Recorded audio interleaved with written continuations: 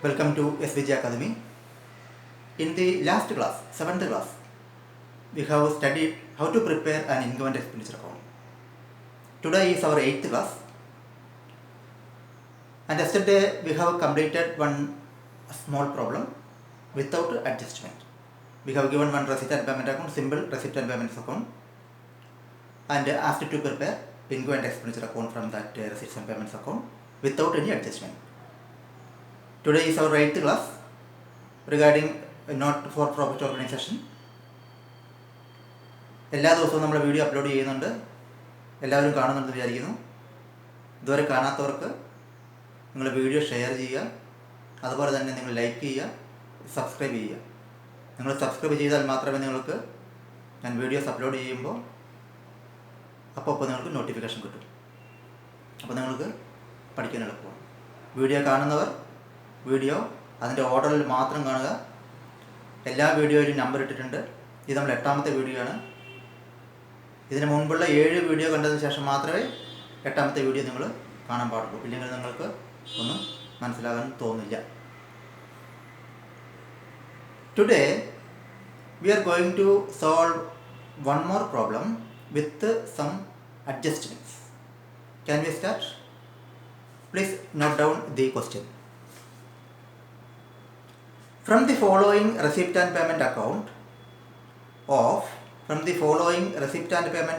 of Messrs. Star Glove, prepare income and expenditure account for the year ended 31st March 2015. ഒരു receipt and payment account വരയ്ക്കുക.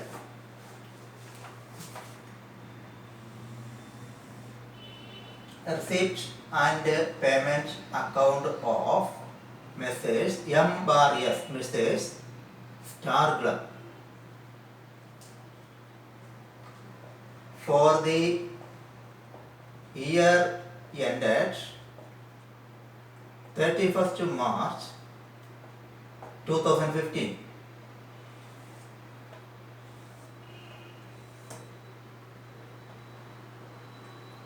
Receipts,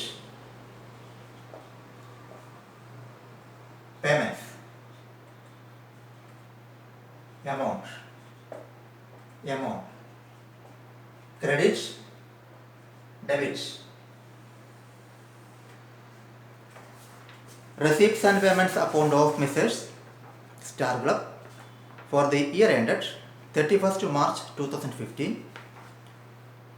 Receipts, amount, payment amount. Let start.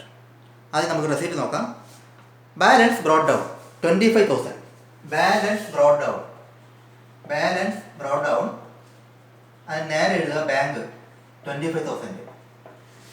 Balance brought down bank 25,000 എന്ന് പറഞ്ഞാൽ ബാങ്കിലെ opening balance 25,000 ഉണ്ട്. ഇതാണ് നമ്മുടെ receipt payment അക്കൗണ്ടിൽ തുടക്കം. Next subscription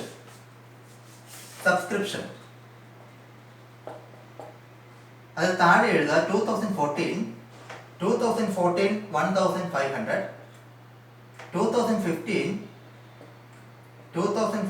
10,000, 2016 500. So total coming to 12,000. Subscription അതിന് തൊട്ട് താഴെ ഇന്നർ കോളത്തിൽ ഇയർ എഴുതുക 2014, അതിന് നേരെ എഴുതുക 1,500, താഴെ 2015, താഴെ 2015 10,000, again 2016 500, total coming to 10,000. Donation 2,000.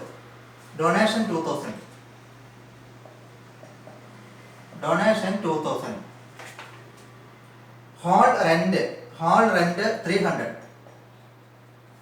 Hall rent 300. Interest on bank deposit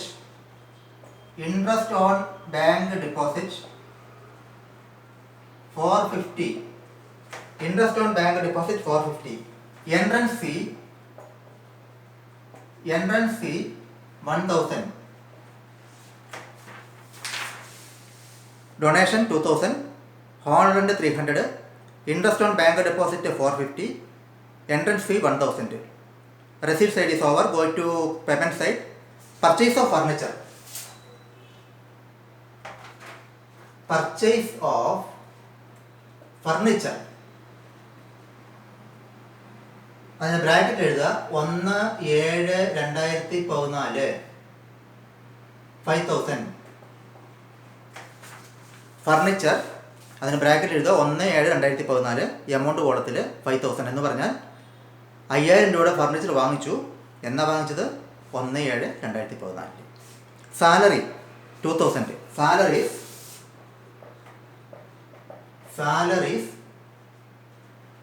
2000. Telephone expenses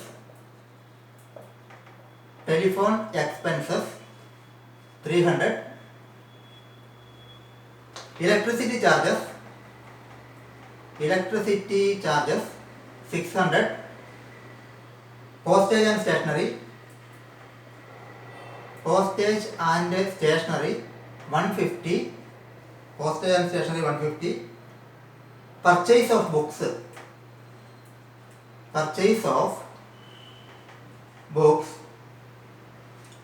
2500. Purchase of books 2500. Entertainment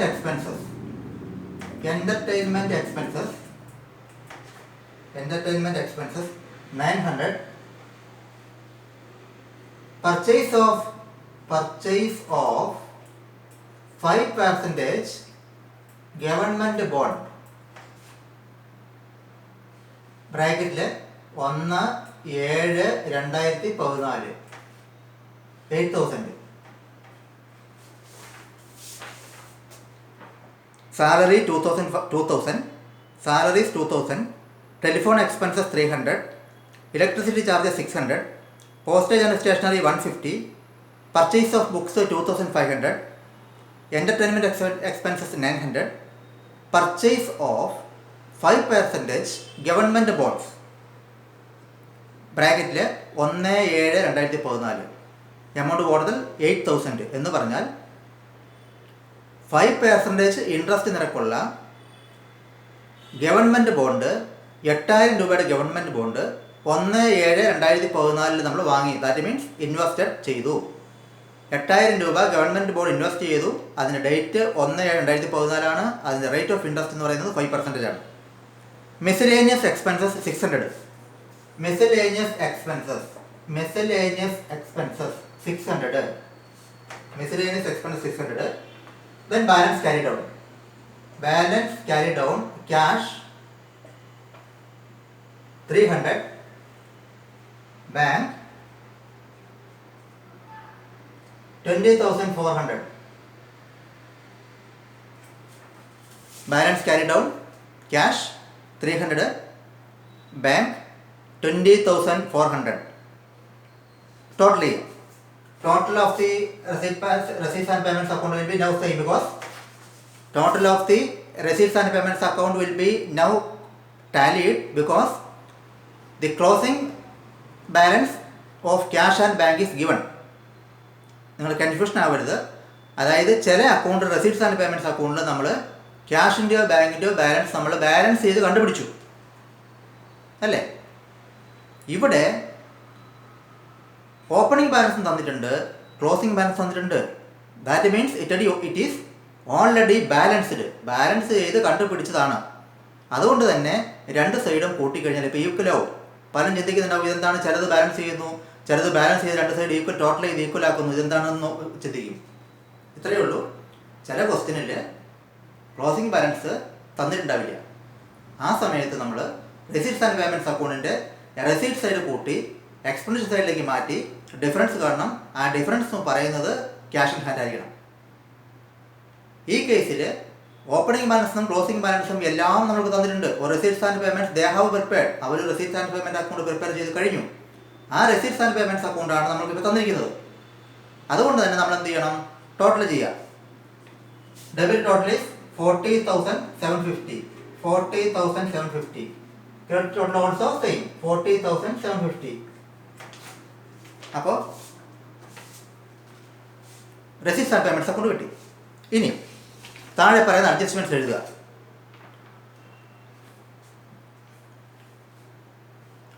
താഴെ നോട്ട് ചെയ്യുക. The following additional information is available. The following additional information is available. 1. Salaries outstanding ₹1,500. Salaries outstanding ₹1,500. 2. Entertainment expenses outstanding ₹500. Entertainment expenses outstanding ₹500. 3. Bank interest receivable ₹150. Bank interest receivable ₹150. 4. Subscriptions accrued ₹400. Subscriptions accrued ₹400. 5. 50% of entrance fee is to be capitalised. അഞ്ചാമത്തേത് 50% of entrance fee is to be capitalised. 6. Furniture is to be depreciated at 10% per annum. ആറാമത്തേത് furniture is to be depreciated by 10% per annum. അപ്പോൾ നമ്മൾ adjustments കഴിഞ്ഞു. 1. Receipt and payment account is given and 6 adjustments are also given. From this receipt and payments account and adjustment, we have to prepare an income and expenditure account. അപ്പോൾ നിങ്ങളിത് prepare ചെയ്യുക. ഈ adjustments നമ്മളിപ്പോൾ പറഞ്ഞ adjustments എല്ലാം നിങ്ങൾ പഠിച്ചിട്ടുള്ളതാണ്. Already നമ്മൾ financial സ്റ്റേറ്റ്മെൻറ്റിൽ +1 financial സ്റ്റേറ്റ്മെൻറ്റിൽ ഈ പറയുന്നിരിക്കുന്ന അഡ്ജസ്റ്റ്മെൻ്റ് എല്ലാം നമ്മൾ പഠിച്ചിട്ടുള്ളതാണ്. ഓക്കെ, അപ്പോൾ നിങ്ങൾ ഒരു ഇൻകം ആൻഡ് എക്സ്പെൻഡിച്ചർ അക്കൗണ്ട് തയ്യാറാക്കുക. നെക്സ്റ്റ് ക്ലാസ്സിൽ നമ്മൾക്ക് ഇതെങ്ങനെയാണ് തയ്യാറാക്കിയിരിക്കുന്നത് നോക്കാം. അതിൽ നിങ്ങളുടെ ആൻസർ കമ്പയർ ചെയ്യുക. ആൻസർ ഒന്നാണെന്നുണ്ടെങ്കിൽ നിങ്ങൾ ചെയ്ത കാര്യങ്ങൾ കറക്റ്റാണ്. തെറ്റ് പറ്റിക്കഴിഞ്ഞാൽ എവിടെയാണ് തെറ്റ് പറ്റിയിരിക്കുന്നത് നിങ്ങൾക്ക് മനസ്സിലാക്കാൻ പറ്റും. സോ നെക്സ്റ്റ് ക്ലാസ്സിൽ നമ്മുടെ receipt income and expenditure account നമ്മൾ പ്രിപ്പയർ ചെയ്യും. അതിന് മുമ്പായിട്ട് നിങ്ങൾ സ്വന്തമായിട്ട് ഒരു income and expenditure account prepare ചെയ്യുക.